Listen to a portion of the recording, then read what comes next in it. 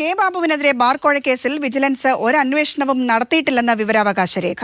ത്വരിതാന്വേഷണത്തിന് പകരം വിജിലൻസ് നടത്തിയത് മാനുവലിൽ ഇല്ലാത്ത പ്രാഥമിക അന്വേഷണമെന്നും വിവരാവകാശ രേഖ.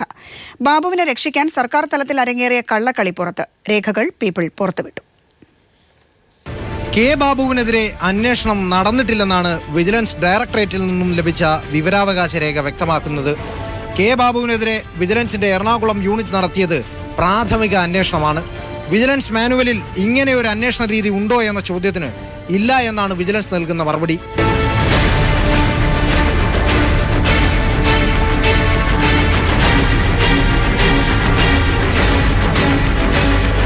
കൂടാതെ ബാബുവിനെതിരെ പ്രിലിമിനറി എൻക്വയറി 1/2015 EKM എന്ന നമ്പറിൽ ഒരു അന്വേഷണവും നടന്നിട്ടില്ലെന്നും വിജിലൻസ് തന്നെ പറയുന്നു. 5 തരം അന്വേഷണ രീതിയാണ് വിജിലൻസിനുള്ളത്. മിന്നൽ പരിശോധന, രഹസ്യാന്വേഷണം, വിജിലൻസ് അന്വേഷണം, ക്വിക്ക് വെരിഫിക്കേഷൻ, വിജിലൻസ് കേസ്.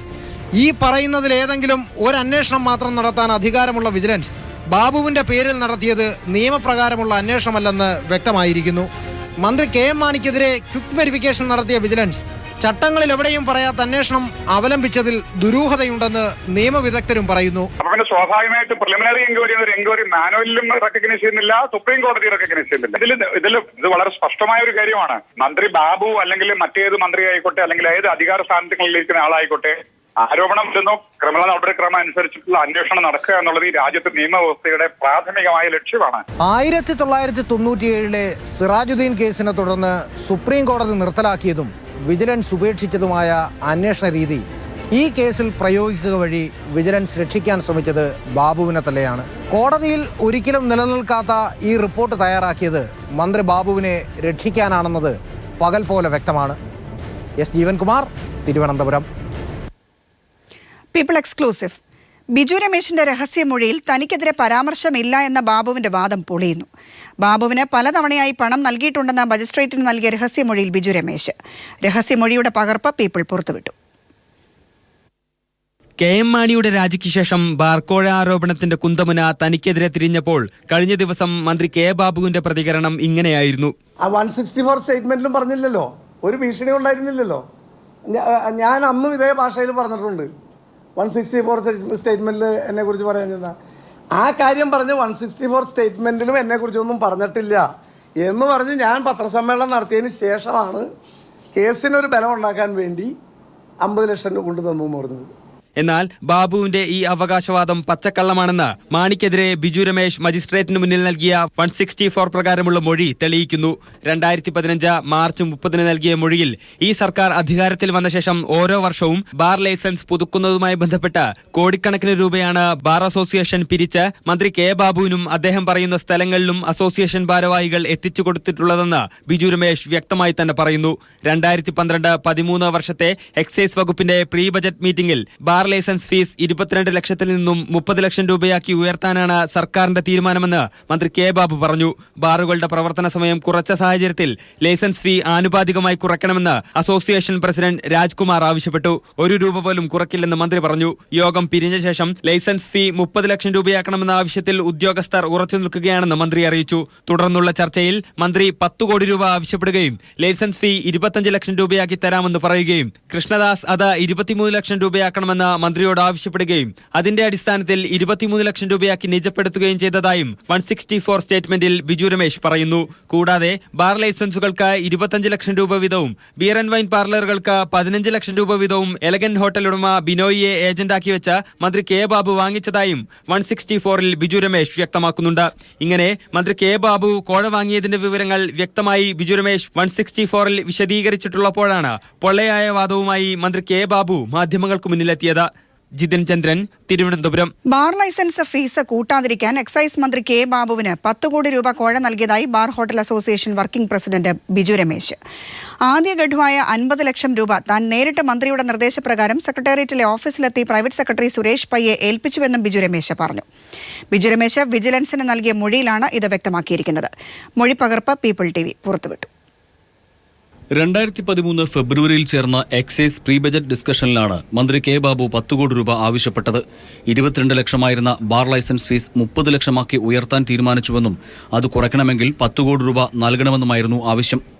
ഈ സമയം ബാർ അസോസിയേഷൻ പ്രസിഡന്റ് രാജ്കുമാർ, ഭാരവാഹികളായ ധനേഷ്, കൃഷ്ണദാസ്, ബിനോയ് എലഗൻസ്, യമഹ സുരേന്ദ്രൻ എന്നിവരും തന്നോടൊപ്പമുണ്ടായിരുന്നു. മന്ത്രിയുടെ ആവശ്യത്തെ തുടർന്ന് അസോസിയേഷന്റെ യോഗം ചേർന്ന് 1.5 ലക്ഷം രൂപ വീതം ഓരോ ബാറുടമകളിൽ നിന്നും പിരിക്കാൻ തീരുമാനിച്ചു. ഇതനുസരിച്ച് അതത് ജില്ലാ സെക്രട്ടറിമാർ പിരിച്ചെടുത്ത പണം സെക്രട്ടറി ധനേഷിനെ ഏൽപ്പിച്ചു. തിരുവനന്തപുരം ജില്ലയിൽ നിന്ന് പിരിച്ചെടുത്ത 50 ലക്ഷം രൂപ മന്ത്രിയുടെ നിർദ്ദേശപ്രകാരം അദ്ദേഹത്തിന്റെ ഓഫീസിൽ എത്തിച്ചത് താനും തന്റെ ജനറൽ മാനേജർ രാധാകൃഷ്ണനും സുഹൃത്ത് റസീഫും ചേർന്നാണ്.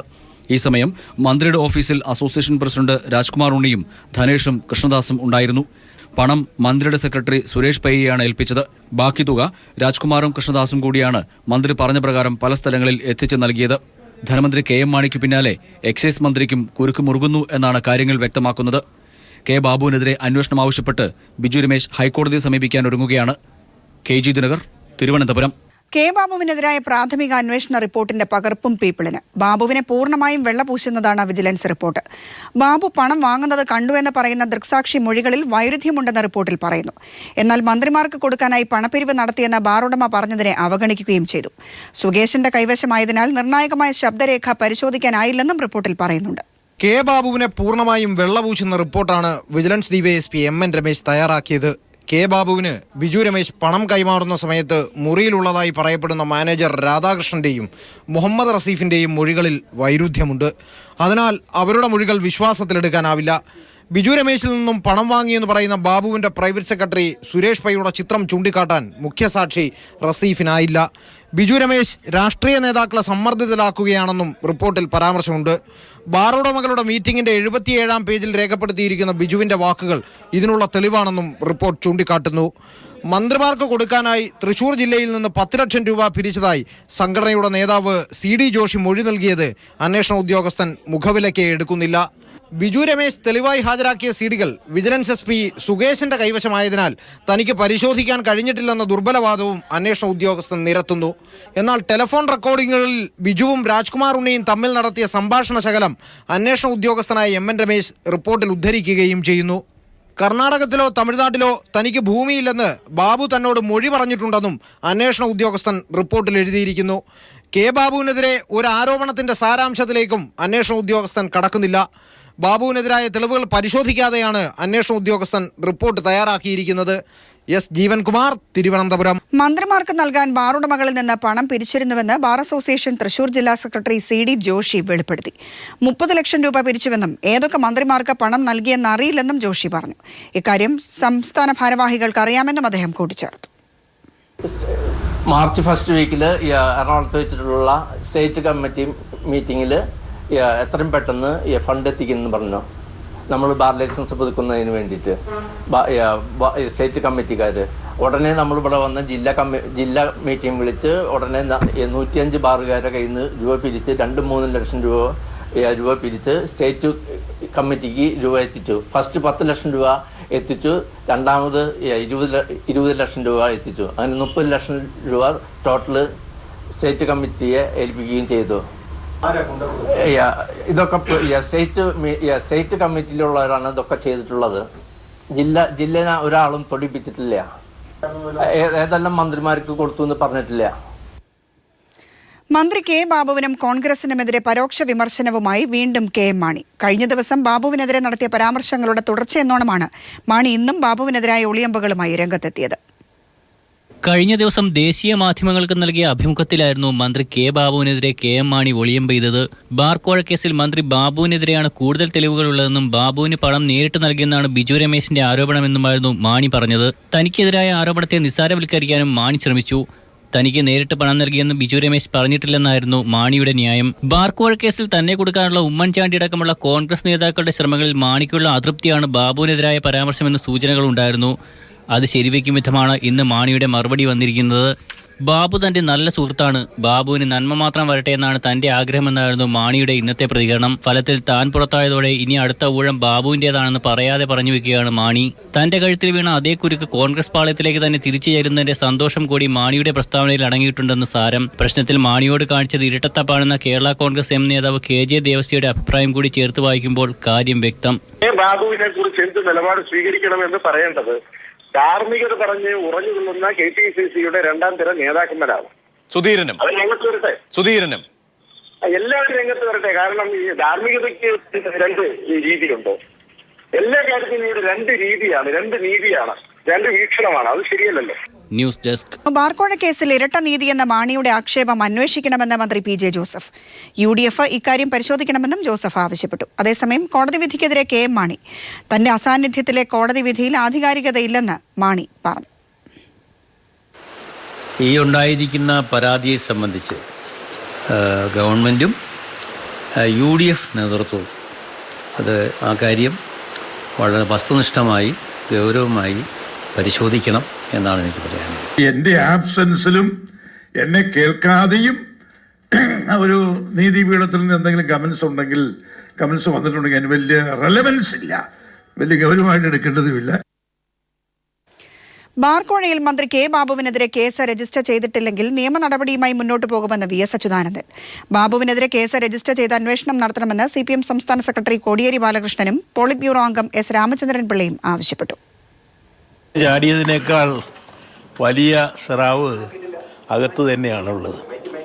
അതാണ് ഇന്നലെ ഞാനതിന് അവിടെ തിരുവനന്തപുരത്ത് നടത്തിയ ഒരു പ്രസ് കോൺഫറൻസിൽ ബാബുവിനെ സംബന്ധിച്ച് പറഞ്ഞിട്ടുള്ളതാണ്. അത് സീരിയസ് ആയിട്ട് അവരെടുത്തില്ല. ഞാൻ കോടതി തന്നെ പോകുമെന്ന് സൂചന നൽകിയിട്ടുണ്ട്. ബാബുവിനെതിരായി കേസ് രജിസ്റ്റർ ചെയ്ത് അന്വേഷിക്കണം. അദ്ദേഹത്തിനെതിരായി ഫലപ്രദമായ അന്വേഷണം നടത്താനുള്ള നടപടി വിജിലൻസിൻ്റെ ഭാഗത്ത് തന്നെ സ്വീകരിക്കും. രണ്ട് നീതി നടപ്പാക്കുന്ന സ്ഥിതിയാണ് ഇപ്പോൾ വരുന്നത്. മാണിക്കൊരു നീതി, ബാബുവിന് മറ്റൊരു നീതി. ഇത് ഇരട്ടത്താപ്പ് സമീപനമാണ്. വിജിലൻസ് നിയമാനുസൃതമായി പ്രവർത്തിക്കണം. അതിന് വിജിലൻസിനെ അനുവദിക്കുകയാണ് ചെയ്യേണ്ടത്. വളരെ ഗൗരവതരമായ ആക്ഷേപങ്ങളാണ് ശ്രീ കെ ബാബുവിനെതിരായി ഉയർന്നു വന്നിരിക്കുന്നത്. വിശേഷിച്ചും മുൻ ധനമന്ത്രി തന്നെ ആക്ഷേപം ഉന്നയിച്ചിരിക്കുകയാണ്. ഇത് സംബന്ധിച്ച് അടിയന്തരമായി കേസ് രജിസ്റ്റർ ചെയ്ത് അന്വേഷണം നടക്കണം. പ്രഥമ ദൃഷ്ട്യാ തെളിവുണ്ടെന്ന് കണ്ടാൽ തീർച്ചയായും ബാബുവിന് തുടരാൻ അർഹതയില്ല. ബാർക്കോഴ കേസിൽ ആരോപണ വിധേയർക്ക് ഇരട്ട നീതിയാണെന്ന് KPCC നിർവാഹക സമിതിയിൽ PJ കുര്യൻ. കോൺഗ്രസിന് ഭയമില്ലെന്നും എന്തന്വേഷണമാകാമെന്നും VM സുധീരൻ. കേരളത്തിൽ BJPയെ പ്രതിരോധിക്കുന്നതിൽ കോൺഗ്രസിന് പാളിച്ചകൾ സംഭവിച്ചുവെന്ന് KPCC നിർവാഹക സമിതി യോഗത്തിൽ പൊതുവികാരം. ബാർക്കോഴ കേസിന്റെ വ്യാപ്തി മന്ത്രി കെ ബാബുവിലേക്ക് നീങ്ങുമ്പോഴാണ് KPCC നിർവാഹക സമിതിയിൽ മുതിർന്ന നേതാവ് PJ കുര്യന്റെ നിർണായക പ്രതികരണം. മന്ത്രിസഭയിലെ 2 പേർക്കെതിരെ ഉയർന്ന ആരോപണത്തിൽ 2 തരത്തിലുള്ള സമീപനമാണ് ഉണ്ടായത്. ഇത് നീതിയാണോ എന്ന ചോദ്യമാണ് ബാബുവിന്റെ പേര് പറയാതെ PJ കുര്യൻ ഉന്നയിച്ചത്. ആരോപണത്തിൽ എന്തന്വേഷണവും നടക്കട്ടെ എന്നായിരുന്നു യോഗത്തിന് ശേഷം സുധീരന്റെ പ്രതികരണം. പരാതിയുള്ളവർ കോടതിയിൽ തെളിവ് നൽകണം. കോൺഗ്രസ് ഈ കാര്യത്തിൽ കോൺഗ്രസിന് യാതൊരു വറീസില്ല എന്നുള്ളതിൻ്റെ ഭാഗമാണ്. കോൺഗ്രസിന് യാതൊരു വറീസുമില്ല. ഇതുമായി ബന്ധപ്പെട്ട് ഏത് അന്വേഷണം നടക്കട്ടെ, ഏത് തരത്തിലുള്ള അന്വേഷണം, അത് വിജിലൻസ് ആണെങ്കിൽ വിജിലൻസ്, അതല്ല മറ്റ് പരാതിക്കാർക്ക് ഏത് അപ്രോപ്രിയേറ്റ് ഏജൻസിയെ വേണമെങ്കിലും സമീപിക്കാവുന്നതാണ്. SNDP BJP സഖ്യത്തെ പ്രതിരോധിക്കുന്നതിൽ കോൺഗ്രസിന് പാളിച്ചുണ്ടായെന്ന പൊതുവികാരം KPCC യോഗത്തിൽ ഉയർന്നു. BJPക്കെതിരായ പ്രചാരണത്തിൽ വീഴ്ചയുണ്ടായെന്ന് VM സുധീരനും യോഗത്തിൽ പറഞ്ഞു. തദ്ദേശ തെരഞ്ഞെടുപ്പിലെ പരാജയം പരിശോധിക്കാൻ ഓരോ ജില്ലയിലും മുതിർന്ന നേതാക്കളെ ചുമതലപ്പെടുത്തി. വിമതർക്കെതിരെ DCCകൾക്ക് ഉചിത നടപടി സ്വീകരിക്കാം. KPCC അധ്യക്ഷന്റെ കേരള യാത്ര ജനുവരി 4 കാസർഗോഡ് നിന്ന് ആരംഭിക്കും. News bureau, Thiruvananthapuram. UDF മുന്നണി ബന്ധം ഉപേക്ഷിച്ച് ആദ്യം RSP പുറത്തു വരണമെന്ന് കോടിയേരി ബാലകൃഷ്ണൻ. അതേസമയം BJPയെ പ്രതിരോധിക്കുന്നതിൽ UDF പരാജയപ്പെട്ടുവെന്ന് RSP. UDFിൽ നിന്ന് ന്യൂനപക്ഷ വോട്ടുകൾ ചോർന്നുവെന്നും ബാർക്കോഴ വിവാദം തദ്ദേശ തെരഞ്ഞെടുപ്പിൽ UDFിനെ ബാധിച്ചുവെന്നും RSP സംസ്ഥാന സെക്രട്ടറി AA അസീസ പറഞ്ഞു. എന്നാൽ തദ്ദേശ തെരഞ്ഞെടുപ്പിൽ RSPയെ തോൽപ്പിച്ചത് കോൺഗ്രസ് എന്ന് കോവൂർ കുഞ്ഞിമോൻ MLA പറഞ്ഞു. RSP UDF ബന്ധം എത്രനാൾ തുടരുമെന്ന് പറയാൻ കഴിയില്ല. തദ്ദേശ തെരഞ്ഞെടുപ്പിൽ കോൺഗ്രസ് കാലുവാരിയെന്നും LDFുമായി തൊട്ടുകൂടായ്മയില്ലെന്നും കോവൂർ കുഞ്ഞിമോൻ പറഞ്ഞു. അവർ വ്യക്തമായ UDF വിരുദ്ധ നിലപാട് സ്വീകരിച്ച് പുറത്തു വരട്ടെ. അതിനവർ തയ്യാറുണ്ടോ എന്നതാണ് ഞങ്ങൾക്കറിയേണ്ടത്. ഞങ്ങൾ പാർട്ടി വിലയിരുത്തിയപ്പോൾ ന്യൂനപക്ഷ സമുദായത്തിൻ്റെ വോട്ട് ചോർന്നു പോയിട്ടുണ്ട്. കാലാകാലങ്ങളിൽ വരുന്ന തെരഞ്ഞെടുപ്പുകളിൽ അങ്ങനെ ഒരു ശീലം വെച്ചുകൊണ്ടുപോയാൽ ഒരിക്കലും അത് അംഗീകരിക്കപ്പെടാൻ കഴിയില്ല. ഞങ്ങളെപ്പോലുള്ള പാർട്ടിക്ക് അംഗീകരിക്കാൻ കഴിയില്ല. ഒരു സ്ഥാനാർത്ഥിയെ തരിക, ആ സ്ഥാനാർത്ഥിയെ പരാജയപ്പെടുത്തുന്നതിന് വേണ്ടി റിബലുകളെ നിർത്തുക, ഘടകകക്ഷികൾക്ക് കൊടുത്ത സീറ്റിൽ അവരുടെ പാർട്ടി ചിഹ്നം കൊടുക്കുക വേറൊരാൾക്ക് വേണ്ടി, അങ്ങത് ശരിയല്ല. RSS മുഖപത്രം ഓർഗനൈസറിൽ വന്ന ലേഖനത്തിനെതിരെ പിണറായി വിജയന്റെ ഫേസ്ബുക്ക് പോസ്റ്റ്. ലേഖനം കേരളത്തെ അപമാനിക്കുന്നുവെന്ന് പിണറായി ഫേസ്ബുക്കിൽ കുറിച്ചു. അതേസമയം ജ്ഞാനപീഠ ജേതാവ് ഗിരീഷ് കർണാടിന് ട്വിറ്ററിലൂടെ സംഘപരിവാർ അനുകൂലികളുടെ വധഭീഷണി ഉണ്ടായതിനെതിരെ വ്യാപക പ്രതിഷേധവും ഉയരുന്നുണ്ട്. RSS മുഖപത്രമായ ഓർഗനൈസറിൽ വന്ന ലേഖനത്തിനെതിരെയാണ് പിണറായി വിജയന്റെ ഫേസ്ബുക്ക് പോസ്റ്റ്.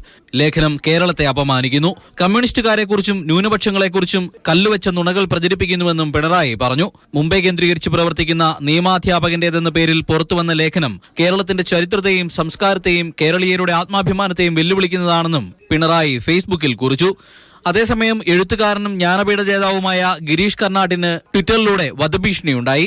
ബംഗളൂരുവിലെ കമ്പംഗോഡ വിമാനത്താവളത്തിന് ടിപ്പു സുൽത്താന്റെ പേരിടണമെന്ന കർണാടിന്റെ പ്രസംഗത്തിന്റെ പശ്ചാത്തലത്തിലാണ് വധഭീഷണിയുണ്ടായത്. കൽബുർഗിക്കുണ്ടായ അതേ അനുഭവം കർണാടിനും നേരിടേണ്ടി വരുമെന്നായിരുന്നു ഭീഷണിക്കെതിരെ വ്യാപകമായ പ്രതിഷേധമുയർന്നിട്ടുണ്ട്. News desk. സംസ്ഥാന സ്കൂൾ കലോത്സവം തിരുവനന്തപുരത്ത് നടക്കും. ജനുവരി 17 മുതൽ 23 വരെയാണ് കലോത്സവം സംഘടിപ്പിക്കുക. സംസ്ഥാന സ്കൂൾ കായികമേള അടുത്ത മാസം 5 മുതൽ 8 വരെ കോഴിക്കോട് നടക്കുമെന്നും മന്ത്രി PK അബ്ദുറബ്ബ് അറിയിച്ചു. സംസ്ഥാന സ്കൂൾ കലോത്സവം നമ്മൾ എറണാകുളത്ത് വെച്ചായിരുന്നു ഈ വർഷം നടത്തേണ്ടിയിരുന്നത്.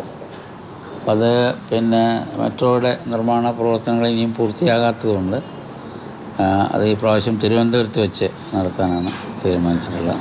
ഡേറ്റ് ഇപ്പോൾ വെച്ചിട്ടുള്ളത് ജനുവരി 17 മുതൽ 23 വരെ. സാധാരണ സൺഡേ ടു സാറ്റർഡേ എന്നുള്ള നിലക്കാണ് അങ്ങനെ വെച്ചിരിക്കുന്നത്. കായിക മത്സരങ്ങൾ നമ്മൾ മലപ്പുറത്താണ് വെച്ചിരുന്നത്. അത് യൂണിവേഴ്സിറ്റി സ്റ്റേഡിയമാണ് ഉദ്ദേശിച്ചിരുന്നത്. അതിൻ്റെ സിന്തറ്റിക് ട്രാക്കിൻ്റെ പ്രവർത്തനങ്ങൾ പൂർത്തിയാകാത്തതുകൊണ്ട് കോഴിക്കോട് വെച്ച് നടത്താനാണ് തീരുമാനിച്ചത്. കൈരളി TVക്ക് അമേരിക്കയിൽ നിന്ന് പുതിയ വെബ്സൈറ്റ്. kairaliusa.com എന്ന വെബ്സൈറ്റ് ഈ മാസം 21-ന് India press club of North അമേരിക്കയുടെ 6ാമത് കോൺഫറൻസിൽ ഉദ്ഘാടനം ചെയ്യും. വെബ്സൈറ്റിൽ Kairali USA news, American focus, American cafe, doctor Roy P. തോമസിന്റെ ഹെൽത്ത് ടിപ്സ് എന്നീ പരിപാടികൾ തത്സമയം പ്രേക്ഷകർക്ക് കാണാനാകും.